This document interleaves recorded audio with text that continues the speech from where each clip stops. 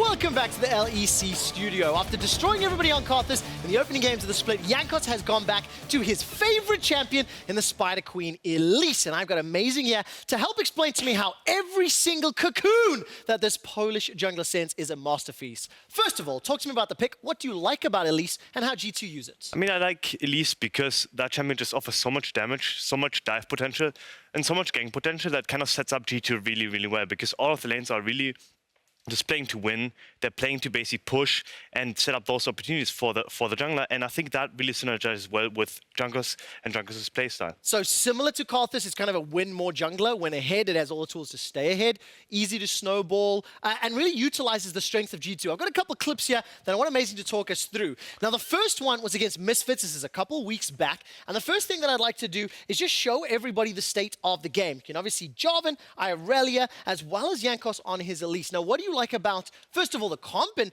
what you're being set up in this mid lane? And what I like about the comp is simply that you have so much interaction with the lanes. For example, Irelia into Ryze is a matchup that if you gank it more often than not, you will find something like this. You find a flash that you can force early in the game and basically set yourself up where Jankos can now freely roam into the top side of the map, where he basically allows his own top laner to keep playing at the enemy turret. And this is something that we've seen out of G2, like with the Karthus, as we said.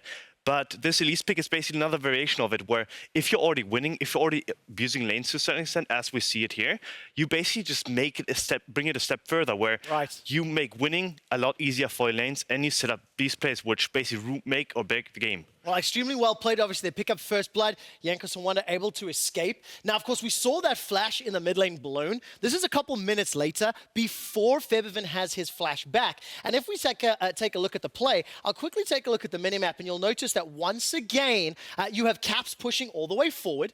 And before that happens, Jankos kind of fakes a gank bottom, or at least puts pressure, looking for opportunities. Yeah, they basically just set up another pink ward, which basically allows Jankos to decide, hey, am I going to go bottom, or am I going to walk back to mid lane? Now, obviously, cease to play mid lane because Caps just hit level 6. Febiven still without flash. The area level 6, obviously setting up the gank really, really well. Ryze cannot get out of the cocoon, and he basically dies. And that's something that G2 has almost perfected to a certain extent compared to a lot of other teams, where their window of opportunity, like even the smallest window of opportunity is being used, whereas other teams are oftentimes almost hesitant to make a play and are not calculating like the windows, the lethal range, basically, as you call it, of other champions. And I think G2 is a team that really knows how to play around those lethal ranges. Yeah, that mid lane gank, zero hesitation between Jankos and Caps. It worked out perfectly. Now, Amazing, do you know your record against Jankos' Elise? Let's go just recent history. I tell you what. It's 0-4. It's not great. We looked into the numbers, and he did very, very well. We'll see whether or not Jankos, what he can do against Rogue, and whether or not Kikis will do better than Amazing used to. Thank you very much, Quickshot, and we are ready for G2 up against Rogue. Going to be a barnstormer of a game, I am sure. You mean like when a storm goes through a barn and what happens to it? That is exactly what I mean. Rogue are the barn, G2 is the oncoming storm. That is the expectation, but we did see one upset today. We did see XL take down SK. Yeah. And we'll see another one in Game 5. Potentially. No, we'll definitely see an upset. Will we? Didn't realize we had hired Freak here in Europe. Yes. In terms of expectations, though, SK versus XL, slightly tougher magnitude, perhaps going up against the 11-1 G2 Esports. The team currently on track to their 17-1 records, but there's still a number of games left for them to go. We're not going to bother looking at their strength of schedule this week because they have already locked in that playoff spot. That they have. What they're playing for now is that top 2 spot, which effectively guarantees you a... well, no, there's no effectively. It does guarantees you at least a podium finish. Yes. So you will be top 3 with our new format, and it's very, very exciting. So I'm looking forward to seeing what we see from the teams today. I don't know if it was you who I was having this conversation with, or if it was someone else, where we were very much like, what we expect from G2. Will they try to dominate as quickly as possible, or will they come in with the style of, let's try new stuff, because we want to try and experiment? So the discussion we had was, do you refine your perfect playstyle? Or do you say, hey, we're in playoffs, let's mess around, let's do some different stuff, let's do some kooky stuff, and see, you know, chuck everything at the wall and see if something cool sticks? Yes. Well, I want that as playstyle, I'll be honest. I don't want the cool, macro-orientated, vision, control. Well, they haven't really shown much macro. So this is, while we're waiting to jump into game, people are just loading up into lobby, just so that you guys know. I was listening to the dive. and they were talking very much about how... That's not Euphoria. Well, no, but they were talking, because they mentioned G2, that's why I took Oh, it that's into it, fine. Yeah, right? okay, that's so they were actually talking about G2 versus Team Liquid. Okay. And they were talking about how G2 have this very aggressive early game focused style, which is true, definitely true.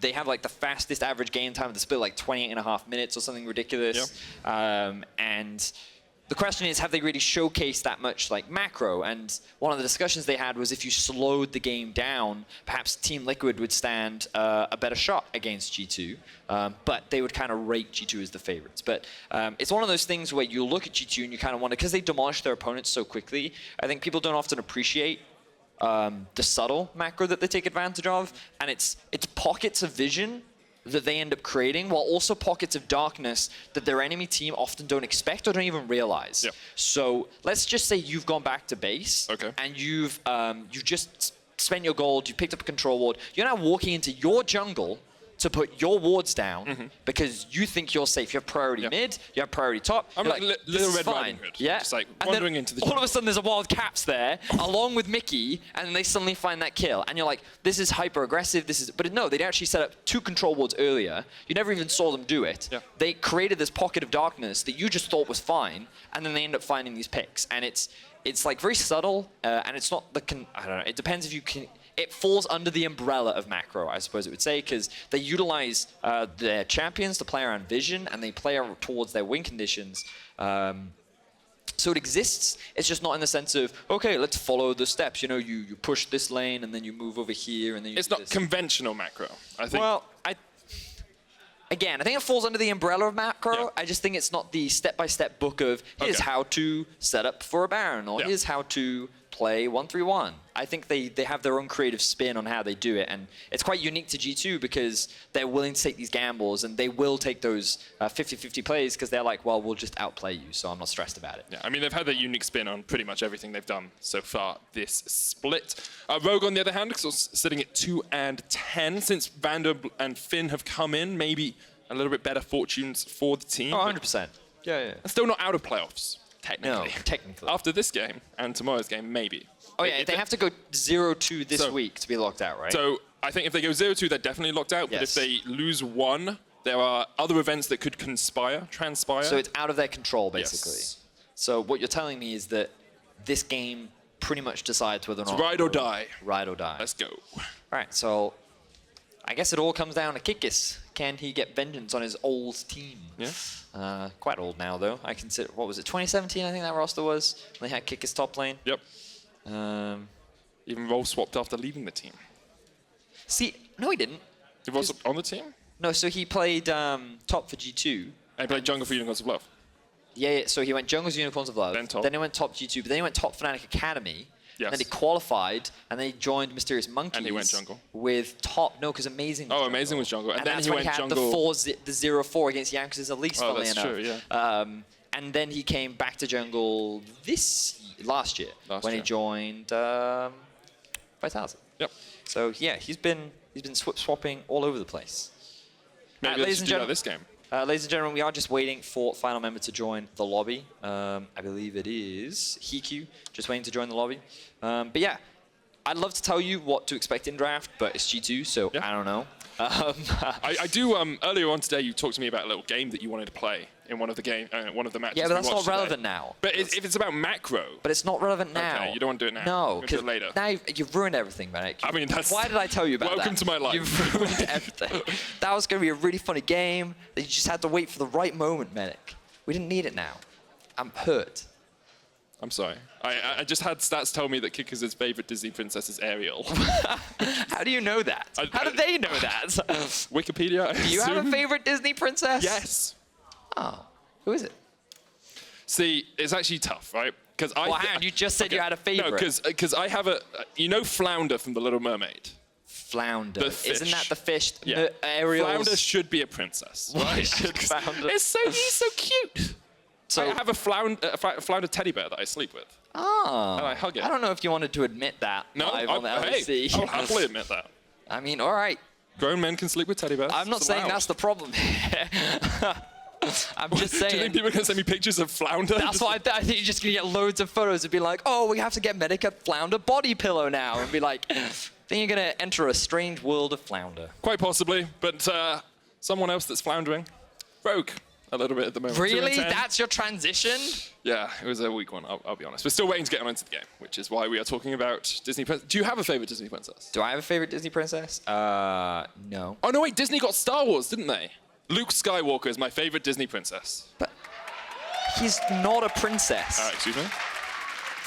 He's not a princess, Pretty sure he though. is. I don't think from a blood Isn't that perspective... the whole Jedi thing? Is they're all princesses? Yoda! Very green I am. All right, I think we're just now, like, I'm pretty sure you have to follow a set of rules in order to be a princess. Like, you have to be in a royal family, and you have to have, like, you know, you have to be part of royal blood or something. I'm sure there's some rules. I don't think you can just make, I mean, you can aspire to be a princess, I guess, or maybe you can, through wedlock. Wait, isn't Marvel with Disney now as well? I don't know. Star-Lord. Star-Lord is Groot. Groot is the best Disney princess. Again, I mean, if Groot married perhaps a prince or into a royal family, then perhaps then he could become a princess, perhaps. Sure. But you can't just bestow the title of princess on whoever you wish.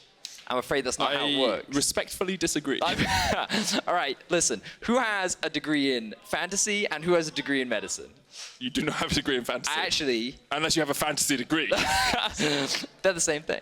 Sure. We're going to get Owners to pick some We've bands. bought enough time. Here we are. We're here. Praise to the gods of Sona's Right, Room. only League of Legends now. So, first ban, first pick. We've seen a wide array of stuff. Yasuo, Lucian still on the bans table. We saw Draven, Jace earlier on the day. Zoe, Jarvan is another big priority pick in the current meta. And G2 are just going to take that one off the board. Get rid of the Jarvan. Expect to see things like the Yasuo, as you say. Maybe even the Elise band out here from Rogue. But we'll have to just wait and see exactly where they're going to go. When they have seen success, it has been through the arms of Kikis. In the hands of Kikis, that Pantheon. I still remember a very strong performance from him. So I'd like to see him on maybe a counter pick jungler to finish us out as we just wait for them to decide exactly what their first band's going to be. We have a remake. And as you can see, we are going to jump out and we'll jump back in. Prince. Well, yeah, just very quick remake, guys. We should be jumping back into Champions League relatively soon. We won't, I don't know, confuse you with our weird pause break conversations for much longer. Yeah, very quickly, I believe someone couldn't ban, someone couldn't pick, something along those lines. And so we should just be quickly remaking the lobby. So we've seen a Jarvan ban so far. We're going to keep this purely League of Legends. Yeah. Very strong flex pick. I really love him in the meta. Against ranged champions, Airy is typically very good. Yeah. Against melee champions, you can go for things like Grasp of the Undying. Yep. You can also go for Aftershock if you want to. okay. You have a couple of options there. But junglers often go for Electrocute because they like that early damage and they try to leverage his... Yeah, he has really strong base stats. We talked about it because his passive is so strong where he, for some reason, smacks you with like the flat part of his weapon, which I've always thought was strange because it's like a spear kind of or a disrespectful, javelin. isn't it? Right? So yeah, that's like his passive where he smacks you with the flat part and it does bonus damage. So they try and leverage that in the early game.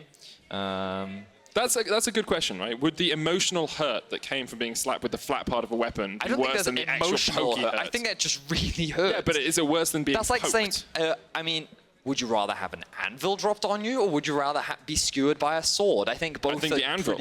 Why would you rather have an anvil dropped on you? Crush injuries are usually easier to treat than piercing injuries. Are they? No. As I said it, I was actually, like, it's the other way around. I'm pretty sure. Give me the sword, leave it in me, and then we can sew around it. Is that what you... Wait, don't you have to, remove it? Yeah, but I wouldn't remove it myself. I would wait until I got to medical professionals. Yeah, I'm really wondering at what point... other medical professionals. All right, guys, I promise we're going to stop soon. They're just sorting out the lobby. Players are all there. I'm just waiting for the go signal. You can see that the G2 players are clearly very happy. Yeah. They can't hear what we're saying, but I'd like to think that in spirit, they're with us. I think, like, Mickey, we both talked to Mickey quite a bit. I think he could imagine the conversation we're having, and that's exactly what's happening. So I had all right, we're going off topic again, but whatever, we're in a pause, so we may as well. I was speaking to him last night, and he was telling me about, well, he was actually berating me, because he was like, you used to play professional games, right? Yeah. And I was like, yeah, I used to play Blade and Soul, I used to compete. I used to play for XL at a semi-pro level. That's more like an amateur level. I'll say it was semi-pro. We'll give you some credit. But he says that I have to get Mortal Kombat because he says, like, outside of being a pro in League of Legends, he's also a pro Mortal Kombat player. Okay. And he says that he would obliterate me. I mean, he would. And I said, no, you won't. So now I'm going to learn Mortal Kombat, the Cool. new one. And I'm going to obliterate Mikyx. I look forward to trying to go to sleep and hearing Mortal Kombat sounds through the door, which is what always happens as I hug Flounder. Now, we are going to jump on into picks and bans. We've got more than one ban coming out, so hopefully we'll be able to remain through this into the actual game itself. The draft is moving along. Jace Wonderful. Right, so we've got, you've already called them out, so I don't need to do that. Galio ban, directed towards Mikyx. He's been playing a lot in solo queue, and I believe he did bring it out last week as well. And it's just one of those strong, all-in, engaged supports that I think is kind of rising in popularity in the current meta right now. But it does mean that we will not get to see Mikyx's special pick. Apparently he has something special prepared for the Galio, but no one knows what it is. So we won't see it today. I think it's Fiddlesticks. I think it's Volibear, but It could be one of the two. Clyde banned away against Finn is very, very common. There's LeBlanc against Caps as well. And G2, first pick. The world is your oyster. You've got Yasuo, you've got Rek'Sai, you've got Corki if you really want it, but that's not as fun. And it's going to be the Lucian. Yeah, it has to be. Even though he did receive the nerfs, they were to his W. So for those that may not be familiar, many pro players have actually put a couple points in the W in the early laning phase. Some even went Doran's Ring as well. And it's really strong as a trading tool. It really helps with the push as well. And that got nerfed. The damage got nerfed a lot. So that method isn't as strong as it was. And I do believe that you can, I don't know if they've gone back to the Qmax, they may have done that now, but Lucian's still a very strong early game laner, and is definitely someone that you can afford to just put that investment into. One other cool thing that the WMAX actually gave you, or the 3 points in it, was you got your mana flow band stacked really quickly because you could constantly poke with it. Oh, yes. So it stacked up that mana flow. But Alistar and Sylas straight away here from Rogue. They don't really care what ultimates that Sylas is going to steal because they haven't seen that many of them. They just know that they want that as a pick. Could be mid, could be top, could be in the jungle as well. I think it's way better mid, personally. Wow, they're actually picking the Zoe here. I mean, we already saw it earlier in the day, and I mean, me and Amazing both agreed that we don't think the Zoe is a great matchup into the Sylas. Okay. Which to me implies that they don't expect the Sylas to be in the mid and they expect it to be top. Or there's something about the matchup that I don't know, and Caps will showcase today, which is like, it's actually a really good matchup. And I'm excited to see what Caps can do. I'm really looking forward to it. We'll keep a close eye on that matchup, assuming that Sylas is in the mid lane later on.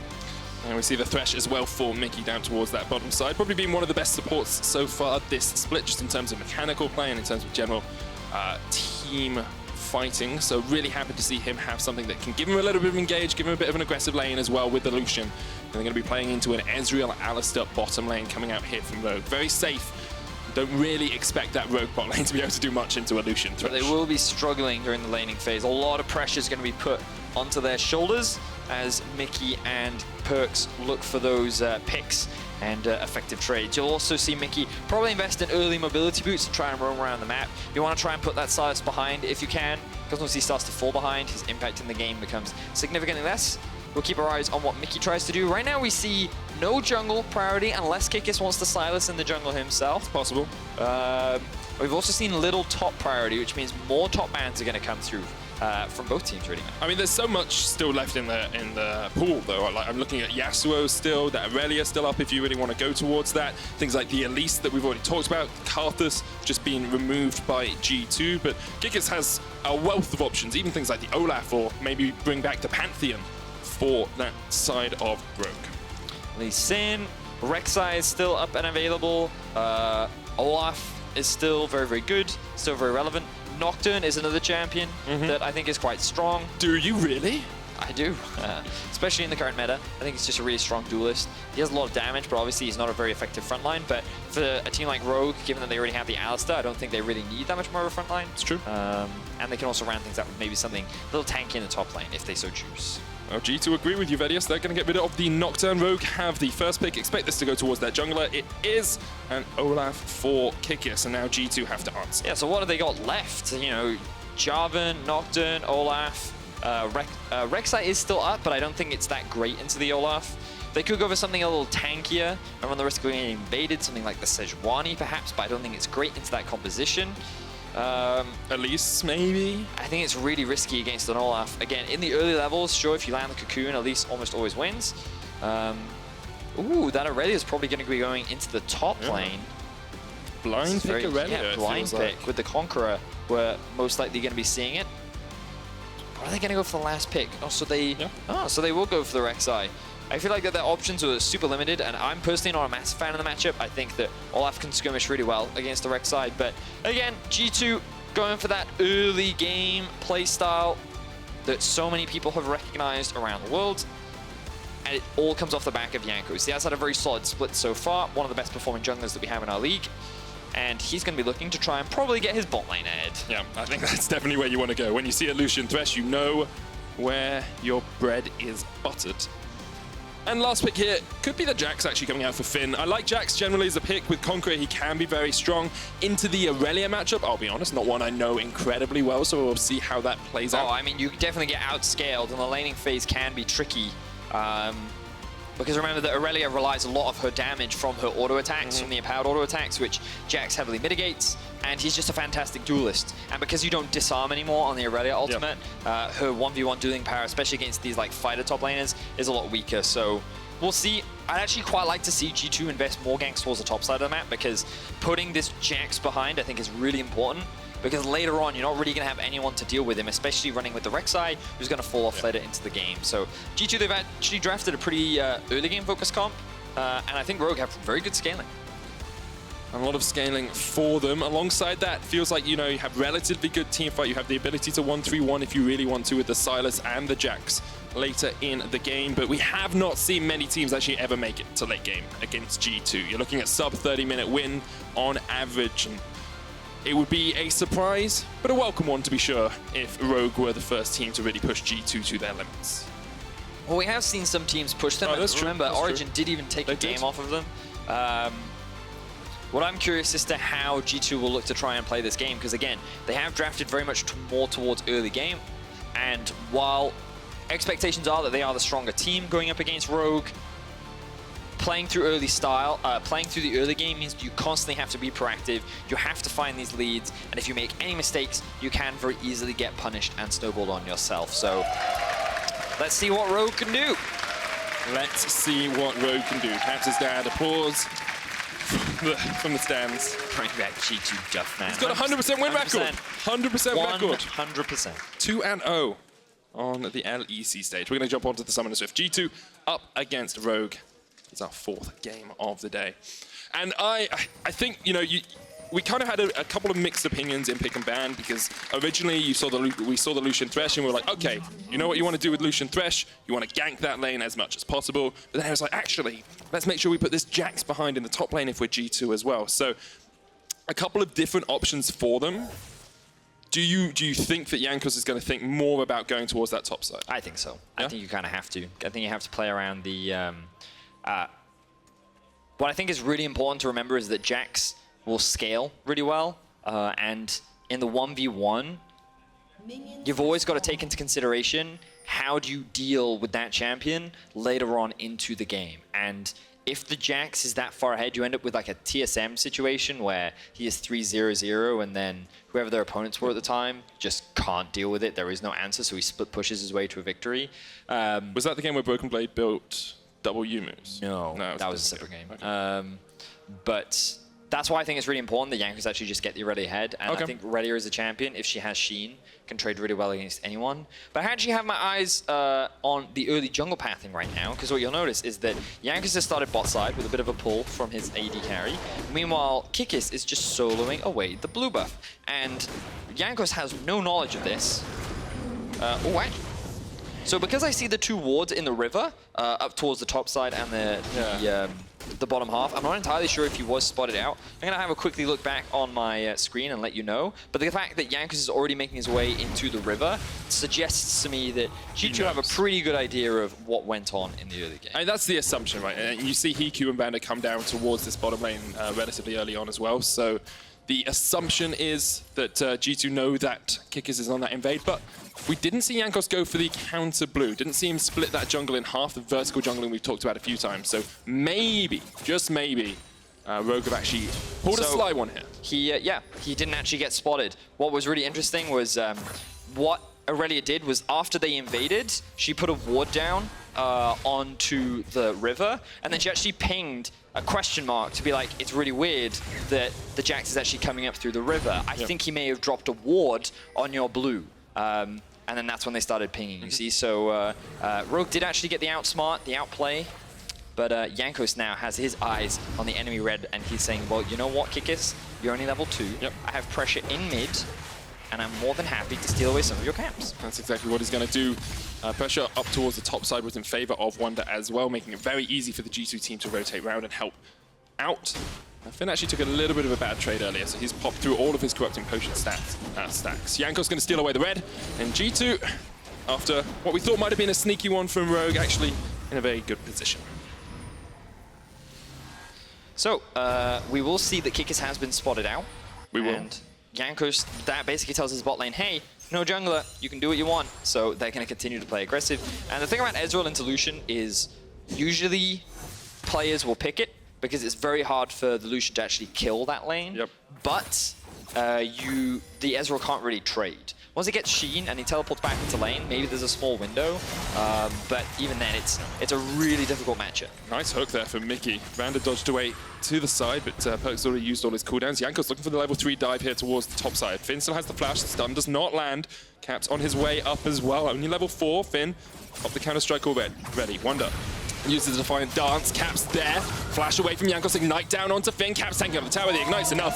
And G2 with a perfect tower dive get the first blood. So we talked about how they wanted to play towards the top side, and they invested so much. Ooh, Perkz in the bot lane. Perkz was ignited. Looks like VandeR and HeaQ are the ones to go aggressive here, but Perkz can just back away. He's burned his flash, still has his heal in case Rogue decide to do anything more.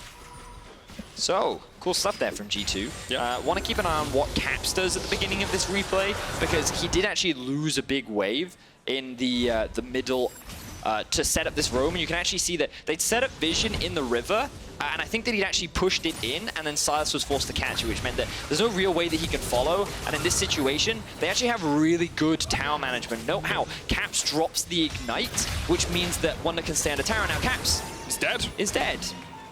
Just as I was praising him. Yeah, looks like maybe just overstepped. Sencux coming in there with Kikis, who is on the bottom side of the map. Hook from Mikyx does land, though. Jankos look for the damage here with the Queen's Fury, but not going to get too much off onto Sencux. Yeah, so I'm looking forward to the replay on this one, seeing how he died, given that he still has Flash and Ignite. And he was under his tower as well. So it's just Caps things, you know? Like, 1 minute he's like doing crazy outplays, and the next he's like, oh, whoops, I died.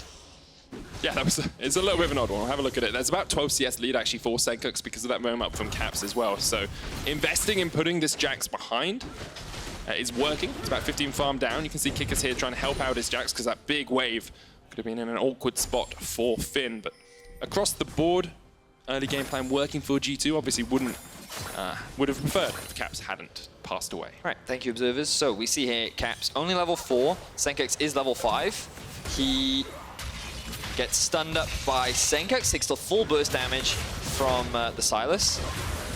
And at no point does he decide to flash. Yeah. I guess he felt that because of how squishy he is in the early game and he's only level 4, he was just going to get run down by the Olaf anyway under his tower. So he was like, you know what, I think I'm going to die. And something I actually heard Perkz say, I think it was on stream, when Caps was streaming, was Caps has a very good awareness of knowing when he can make a play and when he can get away with certain stuff. So when you see him walking away on like 5 HP, it's actually because in his head he's like, I know I can do this, I've calculated. So I feel like this could be one of those situations where he just reads it and he's like, I think no way I get out of this, so I'm just going to say the song as well.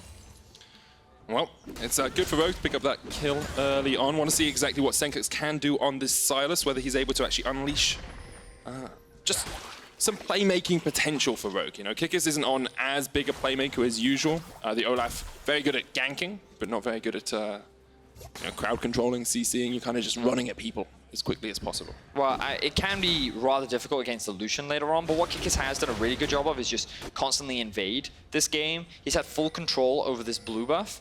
This will be the second one that he's securing, and even though he doesn't have priority top or mid, oh, okay, he may end up getting killed here, but he does just have the ultimate. Here comes the Irelia as well. Pops the Predator, there's the sleep gonna land, but the Ragnarok will stop it. Wunder jumps in, can't quite get the stun. Finn gets the counter here, and Wunder down to about half HP. Tower doing a little bit of work there as well. Really nice combo there from Wunder. I loved how he used the ultimate to apply the first mark, and then even though the stun didn't CC, he got the second mark, and that procced all of the passive stacks, which meant that he was then able to get another dive, and he actually took a lot of damage out from Kikis, so really clean Irelia there. But, 30 CS lead in the top lane now as well. Finn was just like, yeah, nah, and then he bullies him out. So, as you rightly said, huge advantage now for Wunder. Definitely a situation that you want to find yourself in. Looks like he's working towards what I believe will be the Phage early on, have that extra bit of health and damage. Whereas Finn forced to build some armor in the early levels. Definitely not the situation you want to be on the Jax. And needs to try and farm up, get to the 2-3 item point. Wonder if we'll see a Spear of Sojourn from the Jax as well in the top lane. I've seen a lot of people build it in solo queue. It's always an option. It's really... There was a Reddit thread the other day about how it's like the worst thing to play against. On Jax, yeah, because he just dodges every ability. It's like having dodge runes back in the game. Yeah. But I promise you, playing against a Fed Jankos is definitely the worst thing to play against. I ban that champion every game. I ban Karthus. Yeah, but... That's why I don't talk to you about League of Legends. Anyway, back to the game. It's literally our job. So we see Jankos hanging around the bot side of the map. There are 2 control wards from Rogue. There was one towards the top side, you can see, just behind the Cloud Drake, that I believe should have spotted Jankos out. Which means that Rogue are just playing very defensively, they're not too concerned about it, and all Jankos can get is a couple of wards. Because on the chase here, has the Predator Boot spot, VandeR has the flash if he wants to go in.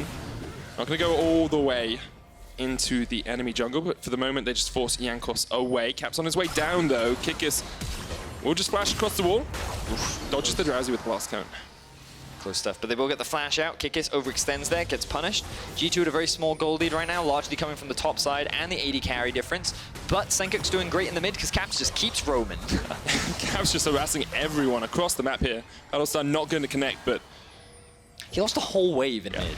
Just to help his team potentially find a pick, steal away this blue buff. But here we are. The rest of Rogue, they don't want to give this one away for free. Teleport's unavailable, is up for Wunder, and Kikis even secures it for himself. So G2, they spend a lot, they get very little, and Rogue actually come out ahead in that situation. Kikis wins the smite fight.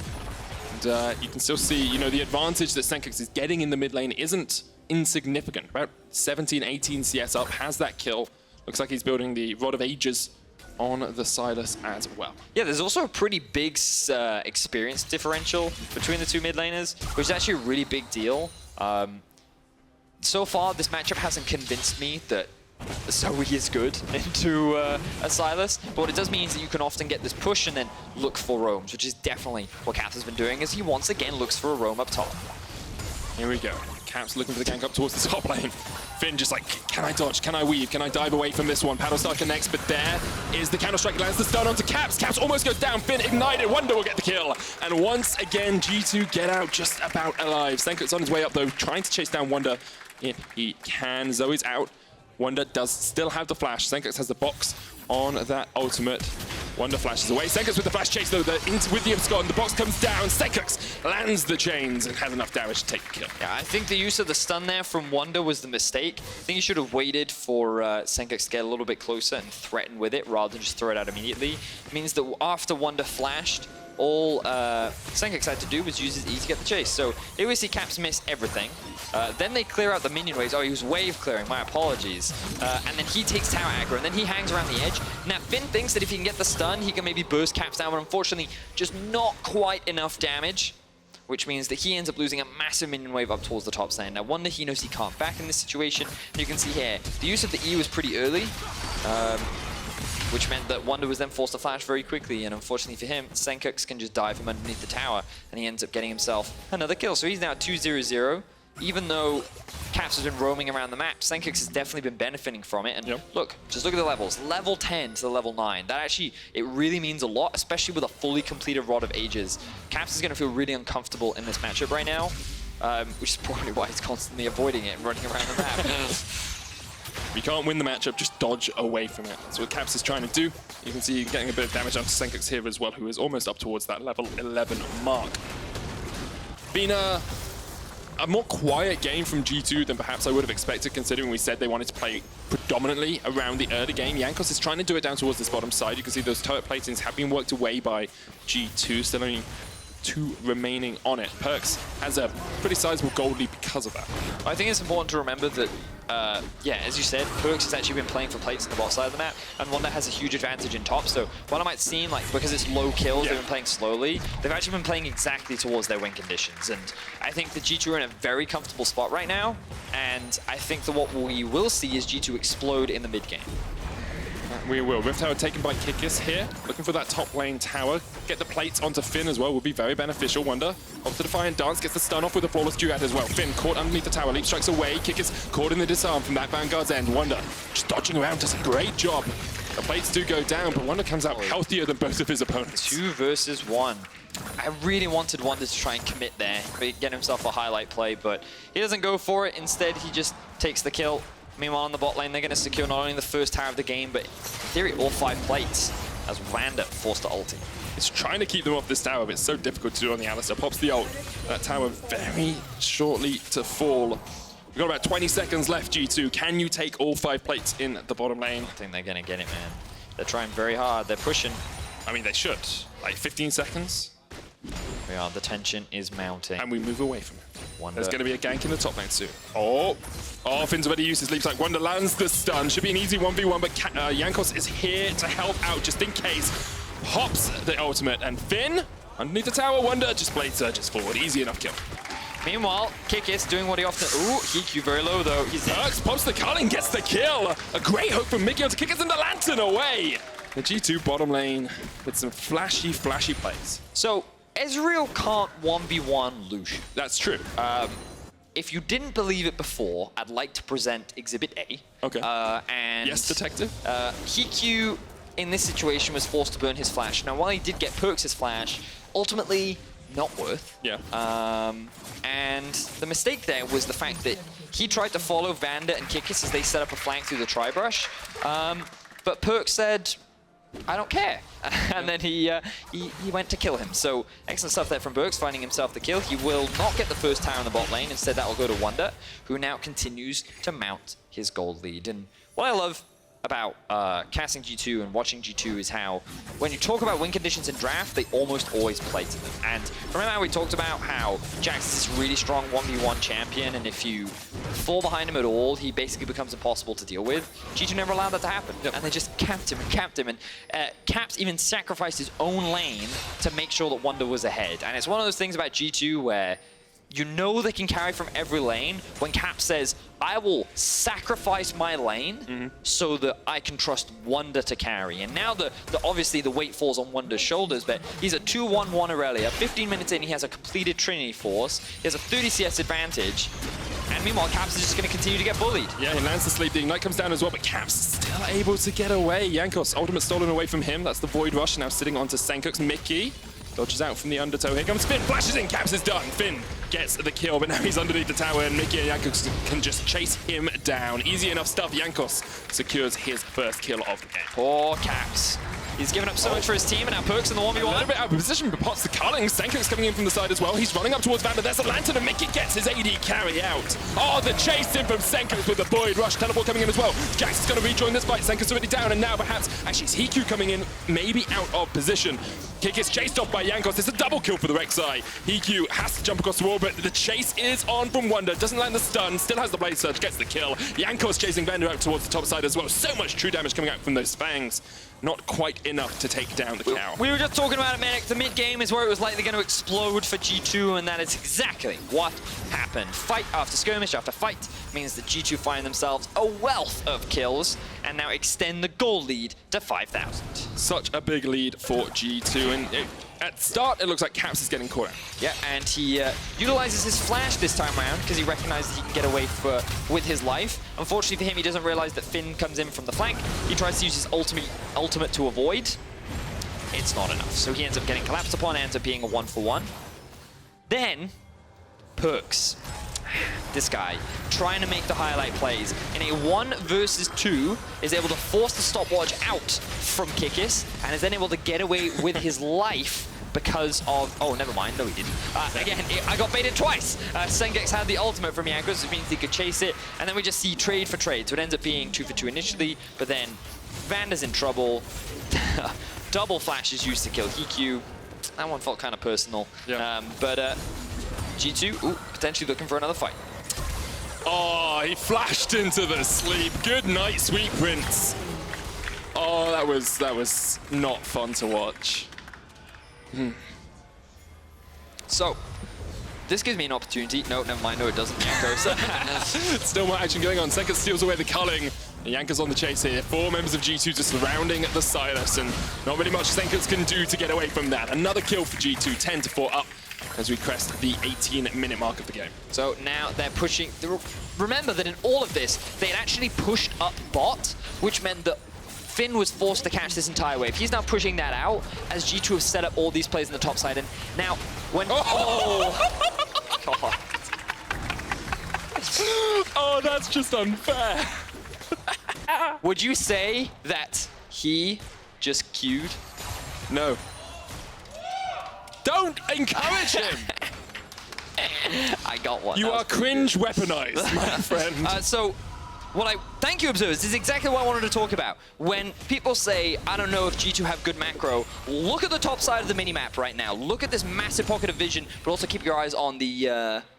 He queued. He did queue. Great queue. But look at how much vision that Rogue have over the top side of the map right now. They actually have vision in the river, but they have nothing in the enemy jungle. And what G2 often like to do is they'll move into the enemy jungle and then they'll find picks. They think, oh, we're safe because we can see through the river, but G2 leverage that. They leverage what... they know what you think and what you see, and then they use it against you. And that's what's so cool about them, what's so fun to watch. But they also like to kill you, and that's what they're doing right now. Finn gets the stun off, gonna leap strike away, but Jankos with the chase. Good stun from Wunder once again, and Jankos will be getting the kill with 5:03 on this Rek'Sai. We see why it can be so effective on 9.4. Beautiful stuff. And now the thing is, right, you look at... Never mind. The game isn't over yet. I'll talk more about it a little bit later. Caps is in a situation where he can't really 1v1 the Sencux. So he's just forced to wave clear. He's just trying to catch these waves. But that doesn't matter because he made the sacrifice for his team. Yeah. And you can see Perkz is very far ahead. Wunder is extremely far ahead. Jankos has somehow just been picking up kills everywhere. I feel like his early game, he was just very much about vision and trying to support his teams through pressure rather than actually just ganking. But he's been able to gank a little bit now with the I think he's been really kills. good at last hitting. That's what I think. But he's doing it very well. Has about a 2,000 gold lead. Certainly is. Overall, a 7,000 gold lead for G2 as he come past the 20-minute mark. And as much as we can say, Rek'Sai, you know, not really a champion after 20 minutes. When you are 5 kills up against your opponents and 7,000 gold as a team, Rek'Sai's still a champion. That's the caveat that people say, like, after 20 minutes is not a champion. If the champion does what it's supposed to do, which is get really far ahead in the early game, then when you hit 20 minutes, that Rek'Sai has like 2 items, and she is still very relevant in the game. That's largely because of how far behind you normally are.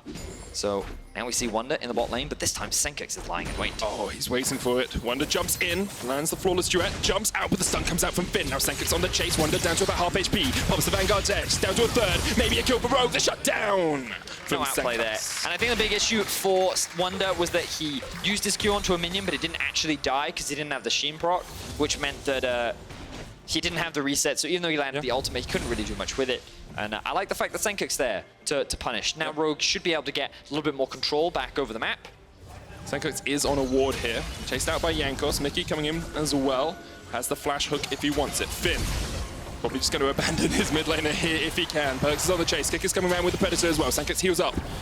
G2 maybe not in the best position. Hex Smash coming in. The re-engage onto Mikyx. They caught out one. G2 went too far and Rogue came a-knocking. They take down one. Kikis. Paddle starred down to about half HP. Caps with the chase there. The redemption used. The Paddle Star coming out as well. Doesn't hit Kikis because he flashes away. Here comes the culling from the side as Jankos is forced away. Sencux there. Finn flashes in. Can't quite land the counter strike onto Caps, who has another flash. Sencux still going forward. HeaQ gets the kill from downtown though, and Rogue once again find a kill in the G2 jungle. All right, so Rogue actually pick up a number of kills there. I think that was 3 in total if you include the one onto Wunder. They don't secure the bot tower, and they don't convert it into any objectives, but that's a couple of shutdowns that they were able to grab themselves. And Rogue, at the very least, showcasing that G2 will not just roll over them as we approach the 25-minute mark. I mean, that gold has gone down from 7,000 to 6,000 difference between the two teams. So this is where it starts. Sencux showcasing the mobility that this champion does have. At level 13, you have pretty low cooldowns, which means you can dash out a decent amount. And he's just buying time for the rest of his team to arrive. VandeR with a really good Hex Flash here sets up to just land onto Mikyx, forces Jankos to back immediately. He can't really sit in the middle of this fight because of how squishy he is. Caps almost gets himself a highlight reel. Great utilization of all the summoner spells that get dropped here. Very close to killing Kikis, but the problem is he kind of gets isolated away from the rest of his team, and HeaQ lands a good Q to help secure that last hit. Great Q. Lands it just at the very tip of the spear. Another Dragon does go over to G2 while that's happening. They have 2 Clouds and an Inferno now, and they can, you know, keep the map split the way they have been doing. Wunder down towards the side lane, just continually pushing in. Finn is still about 50 CS down, about an item, half an item behind as well. So he's not in the best of shapes in that 1v1. But what I do like from Rogue is the fact they've kind of forced it into a 2v1 at times. They've gone for those kills. They've made something happen on the map, whereas it would have been very easy just to give G2 control over the entirety of Summoner's Rift. Could very well have been, but they are still trying to be proactive. They haven't completely given up yet. Baron is still a point of contention, and if they can get that steal, then maybe they have an avenue back. Remember, their scaling is still good. Sylas in a side lane, very strong. Jax is going to get stronger the later game goes on. He has the Trinity Force now, and remember, the while Irelia is a difficult foe to contend with at this point in the game, given how much stronger she is, she will not always be stronger than the Jax. Once he hits level 16, I think is one of the big breakpoints as well. So Rogue still have that scaling avenue. It's just about, can you hold on long enough against the thunderstorm that is G2 Esports?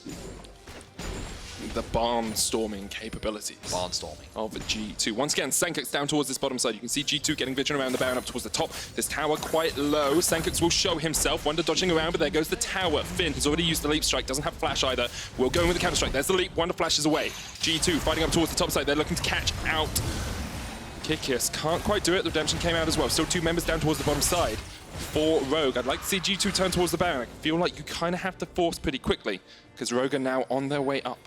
They have mid priority, and now here we are. This is where we see the classic G2 moving into the enemy jungle.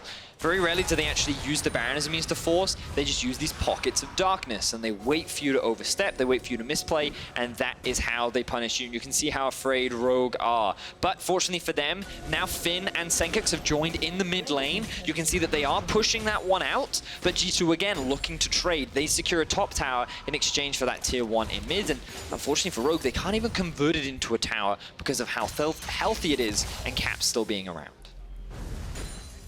Rogue still being able to delay the game out a little bit against G2 when a few minutes ago it looked like G2 were just going to roll across this game. Let's have a quick look at where we are items-wise. I want to focus on the AD carries. You've got Blade of the Ruin King, Black Cleaver, and the Rapid Fire Cannon already complete onto Perkz, but we see the scaling coming out from HeaQ. Now he's got his second tier, already got that Mana Moon, Iceborne Gauntlet as well.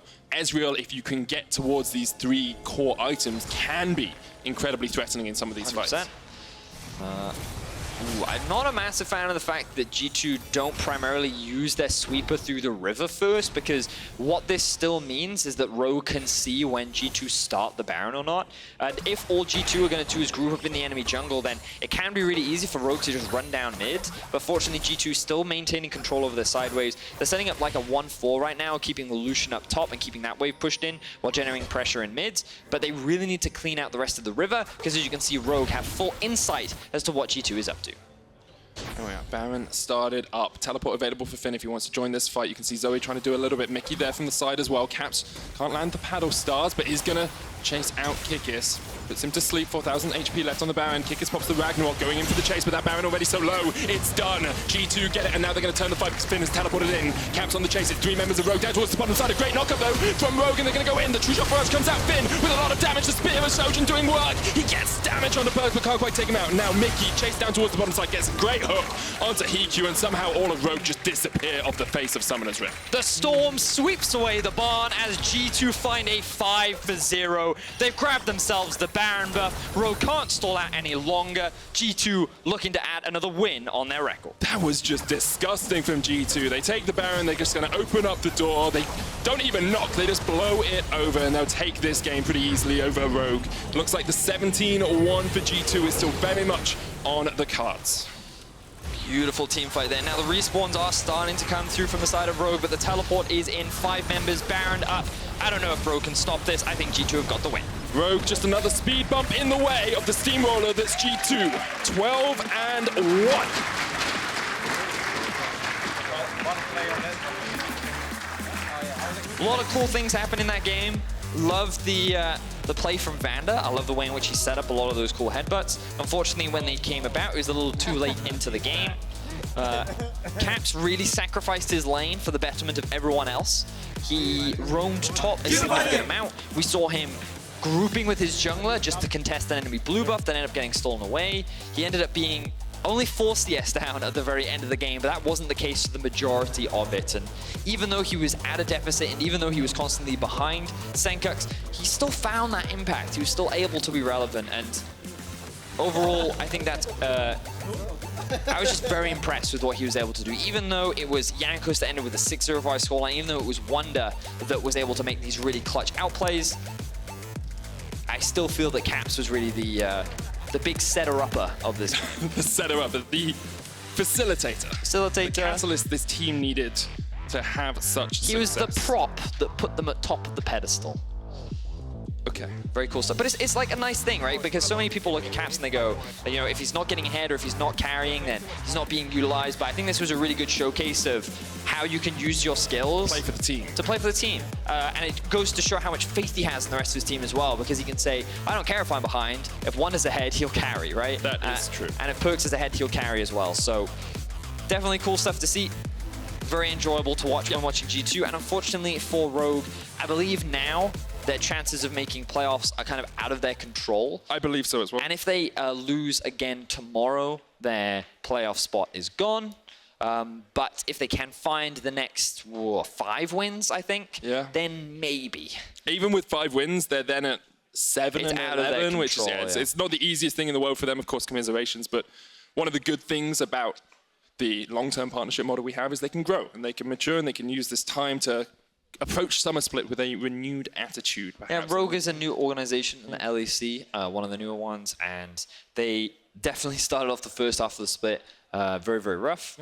With their changing in roster, we definitely saw some cool stuff from them, some cool opportunities, and we hope that they'll only continue to grow and develop moving on from here. But for G2, they're still looking poised as we get closer and closer to playoffs. Only one team has been able to upset them so far in Origin, and a lot of those teams that are fighting for those spots right now will also have to go up against G2. And based on their current performance, they look like the hardest hurdle to overcome. I think they're getting very close to locking a top 3 spot as well, guaranteed in playoffs, because they are just those few wins ahead of everyone else. But while no LEC player could ever beat Vedius on Nocturne, we did see some solid play from Wunder, Jankos, and Caps in that game. If you think one of them deserves Kia Player of the Game, go on over to @LollySports on Twitter and vote. If you want to vote for someone super cool, I'm going to leave it up to you guys. @RiotVedius underneath and just be like, phone in your vote. Like, write it in.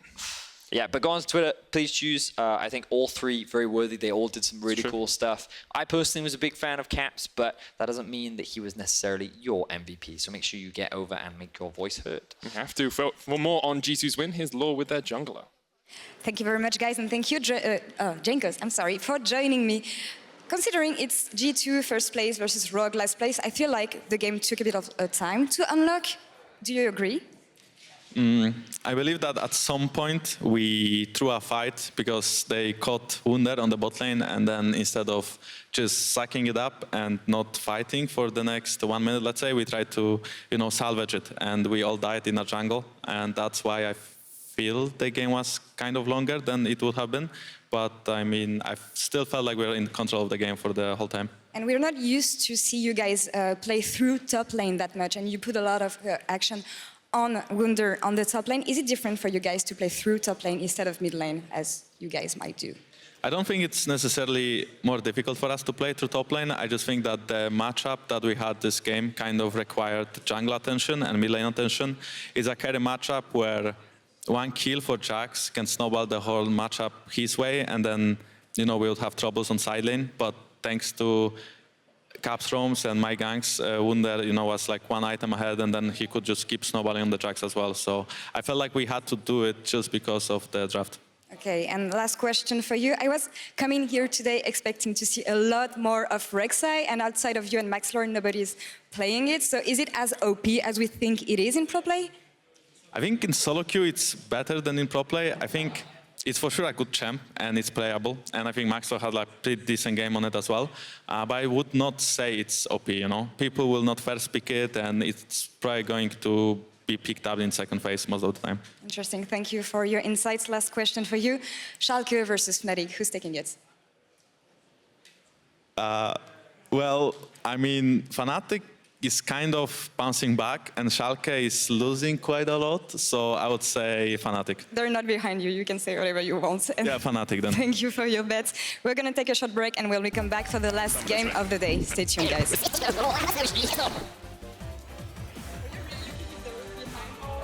Oh, I just wasn't sure if Rek'Sai is giving. Wunder uses the Defiant Dance. Caps there. Flash away from Jankos. Ignite down onto Finn. Caps tanking on the tower. The Ignite's enough. Finn just like, can I dodge? Can I weave? Can I dive away from this one? Paddlestar connects, but there is the Counter-Strike. Lands the stun onto Caps. Caps almost goes down. Finn ignited. Wunder will get the kill. What did we... Oh, wait, what? Okay. Wait, what? What happened? I guess... All right. Wait, what? Whoa! What happened? Whoa. Here comes the culling from the side as Jankos is forced away. Sencux there, Finn flashes in, can't quite land the counter-strike on Caps, who has another flash. Sencux still going forward, HeaQ gets the kill from downtown. Caps on the chase, it's 3 members of Rogue down towards the bottom side. A great knock-up though from Rogue, and they're going to go in. The True Shot first comes out, Finn with a lot of damage. The Spear of Sojourn doing work. He gets damage on the Perkz, but can't quite take him out. Now Mikyx chased down towards the bottom side, gets a great hook onto HeaQ, and somehow all of Rogue just disappear off the face of Summoner's Rift.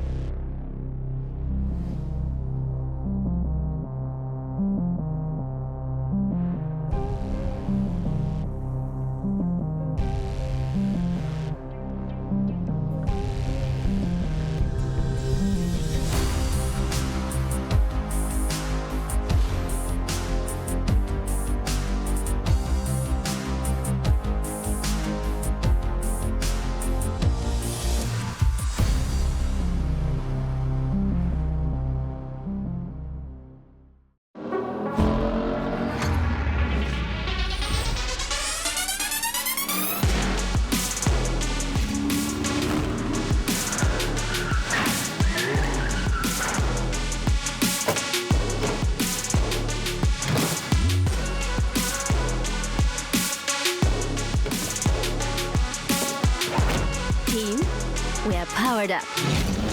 Get the Baron buff power play with Shell V-Power.